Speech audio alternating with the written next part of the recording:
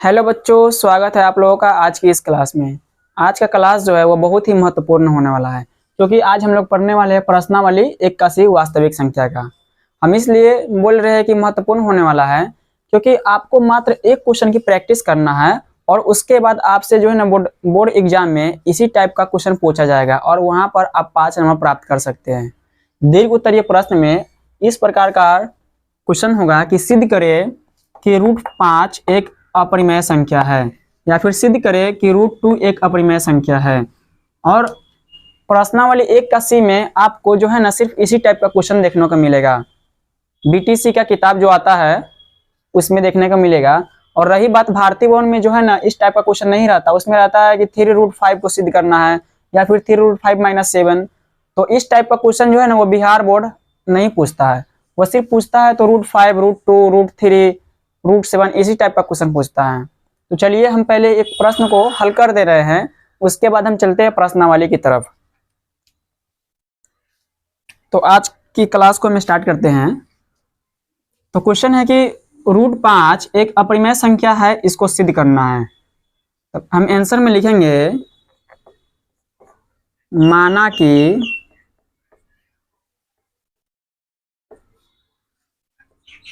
√5 एक परिमेय संख्या है।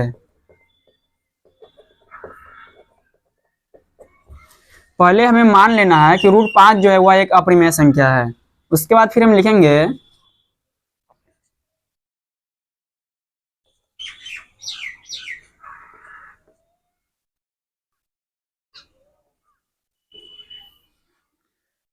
जो 2 होगा वह √4 का अगरचे हम तोड़ेंगे तो वह 2 आएगा, और जो 3 होगा वह जो है वह 9 को अगरचे हम √9 को तोड़ेंगे तो वह 3 आएगा। लेकिन √5 को जब हम तोड़ेंगे तो इसी दोनों के बीच में आएगा, 2 दशमलव कुछ आएगा। क्या इसी दोनों के बीच में आएगा, इसलिए हम लिखे हैं √5 जो है ना वो 2 से बड़ा है और 3 से छोटा है। √5 2 से बड़ा है और 3 से छोटा है। फिर लिखेंगे अतः √5 का मान 2 और 3 के बीच होगा।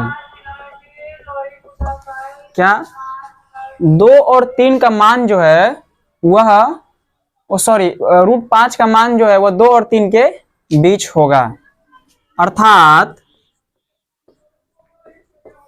यह एक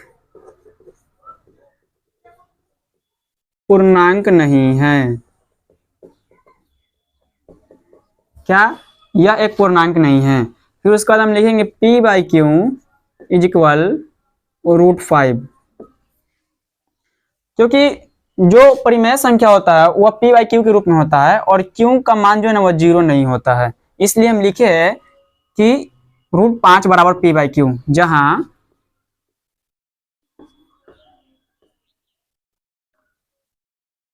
P, Q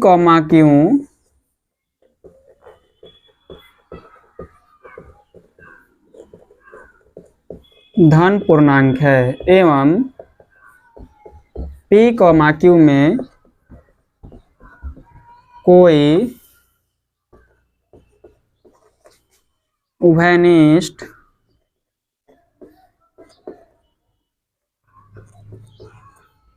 गुणनखंड नहीं होगा।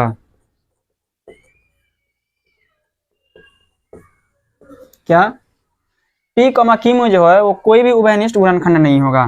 फिर हम लिखेंगे दोनों बगल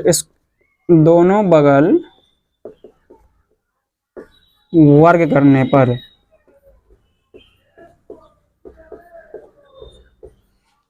जब हम दोनों बगल वर्ग करेंगे तो इसको हम पहले लिख दे रहे हैं √5 का स्क्वायर बराबर P/Q का स्क्वायर। तो √5 का जब हम स्क्वायर करेंगे तो ये हो जाएगा √5 गुने √5 बराबर P का स्क्वायर फिर Q का स्क्वायर।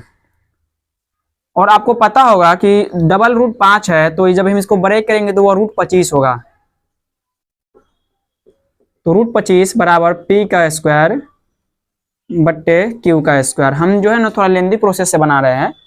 √25 को जब हम तोड़ेंगे तो यह जो है ना 5 आ जाएगा। हम इसलिए बना रहे हैं क्योंकि यह 5 नंबर का क्वेश्चन है, तो आपको 5 में 5 मिल सके। फिर उसके अंदर √25 को जब हम तोड़ेंगे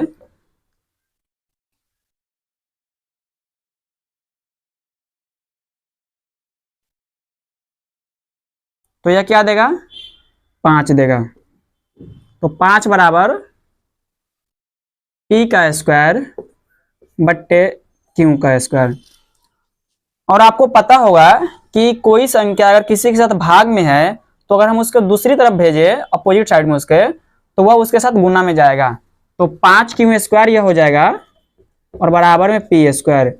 और 5 जो इसके साथ गुना में है, तो अगर हम उसको दूसरी साइड भेजना चाहें तो वह जो है भाग में चला जाएगा। तो क्यू स्क्वायर बराबर 5 बाई पी स्क्वायर बाई 5। यहां पर जो है वह 5 जो है वह पी स्क्वायर को विभाजित कर रहा है, क्योंकि वह इसको काट रहा है, तो यह पी को भी काटेगा। हम इससे पहले एक फॉर्म बताए हुए थे नोट्स में लिख करके कि अगर कोई संख्या जो है वह किसी संख्या के स्क्वायर को काटता है तो उस संख्या को भी काटेगा, उस संख्या के सिंगल को भी काटेगा। उसके बाद हम लिखेंगे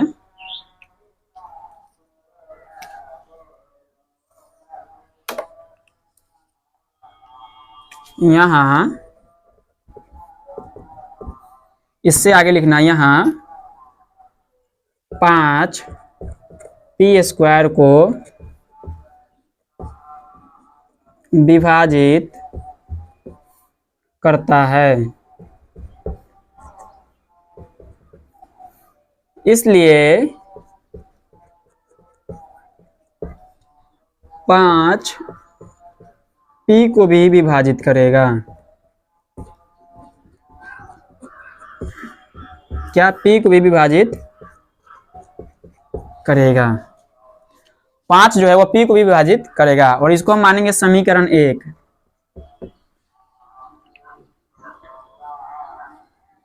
फिर उसके बाद हम लिखेंगे कि P बराबर 5m माना। हमें मानना है कि P बराबर 5m, और उसके बाद में P का जो मान है उसके जब हम 5m रखेंगे तो क्यू स्क्वायर बराबर, या फिर P बराबर 5m समीकरण 1 में रखने पर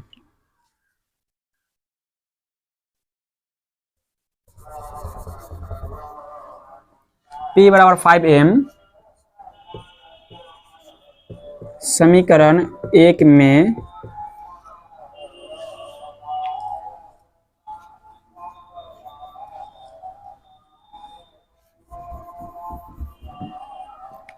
रखने पर,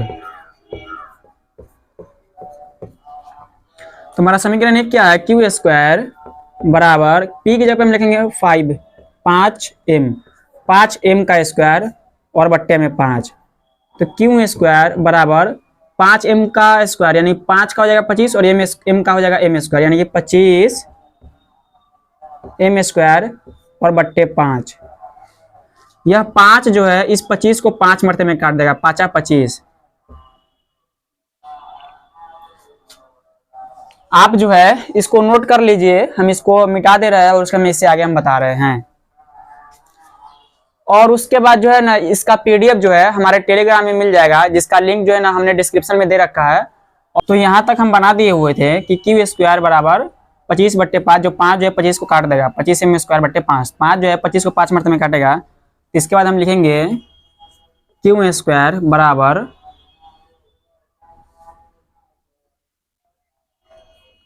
5m स्क्वायर, ये तो कट गया। फिर उसके अंदर हम 5m स्क्वायर को इधर लिख देंगे, 5m स्क्वायर बराबर क्यू स्क्वायर। फिर जो है m स्क्वायर, अब इसके साथ 5 जो है वो गुना में है तो उसको हम उधर भेजना चाहे तो यह क्या हो जाएगा, यह भाग में हो जाएगा। तो क्यू स्क्वायर बट्टे 5। अब यहाँ पर भी जो है क्यू स्क्वायर को 5 विभाजित कर रहा है, तो हम लिखेंगे समीकरण 2 और फिर लिखेंगे यहाँ 5, इससे पहले जो है वह p को विभाजित करता था, लेकिन अभी जो है ना वह q को विभाजित कर रहा है। तो हम लिखेंगे यहाँ 5 क्यू स्क्वायर को विभाजित करता है, इसलिए 5 क्यू को भी विभाजित करेगा। 5 जो है वह क्यू को विभाजित करेगा। हम जब माने थे कि परिमेय संख्या यानी कि √5 एक परिमेय संख्या, तब हमने एक कंडीशन लिखा हुआ था कि इसमें कोई उभयनिष्ठ गुणनखंड नहीं होगा। लेकिन यहां पर हमने पाया कि 5 जो है वह q का भी एक गुणनखंड है और उसमें p का भी एक गुणनखंड है। तो हम लिखेंगे समीकरण, पहले लिखेंगे अतः समीकरण 1 और समीकरण 2 से हमने पाया कि 5 q, p का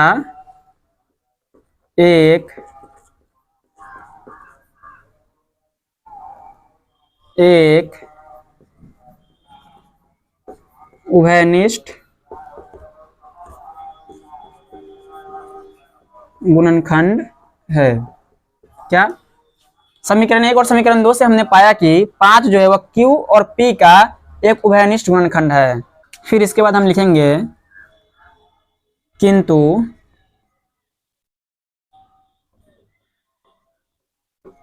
हमने माना था कि p, q में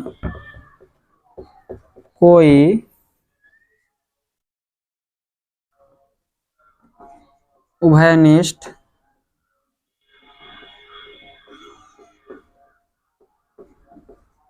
गुणनखंड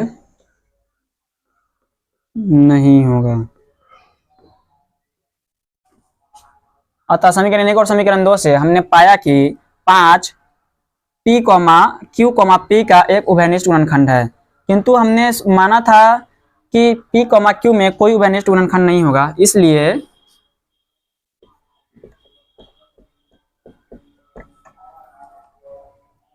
√5 एक अपरिमेय संख्या होगा,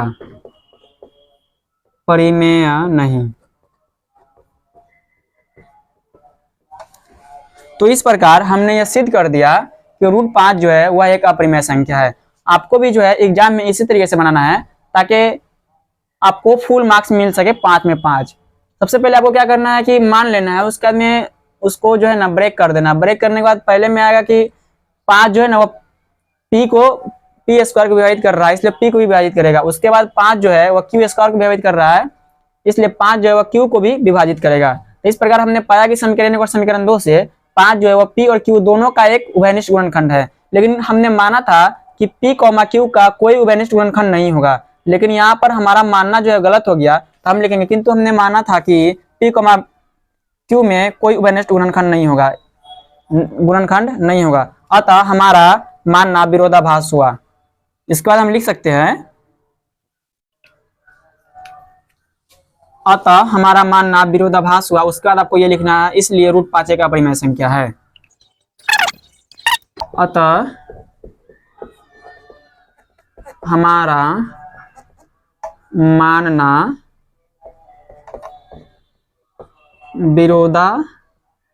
विरोधाभास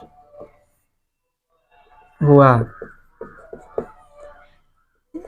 इसलिए √5 एक अपरिमेय संख्या है।